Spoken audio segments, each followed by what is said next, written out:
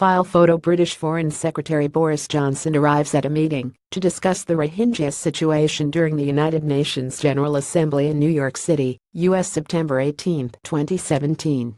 Reuters. Stephanie Gifland. Reuters. Britain's ambassador to Myanmar was forced to interrupt Foreign Secretary Boris Johnson earlier this year as he tried to recite a nostalgic colonial poem by Rudyard Kipling in public during a visit to the country's most famous Buddhist site.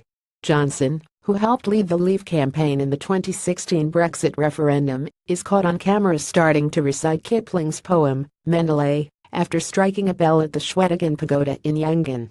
"The temple bells, they say," Johnson says in television footage by Channel 4. "Come you back, you British soldier." As Johnson continues with his recitation of the poem, which celebrates a soldier's love affair with a local woman during Britain's colonial rule of what was then known as Burma, the ambassador tenses. "You're on, Mick." "Probably not a good idea," British Ambassador Andrew Patrick said. "What, the road to Mandalay?" Johnson asked. "No. Not appropriate," the ambassador said. Johnson replied, "Good stuff," and then started to take photographs of the scene with his telephone camera. A spokeswoman for the Foreign Office declined to comment. Prime Minister Theresa May's appointment of Johnson, who in the run-up to Britain's referendum on EU membership compared the goals of the European Union to those of Adolf Hitler and Napoleon, caused consternation in European capitals.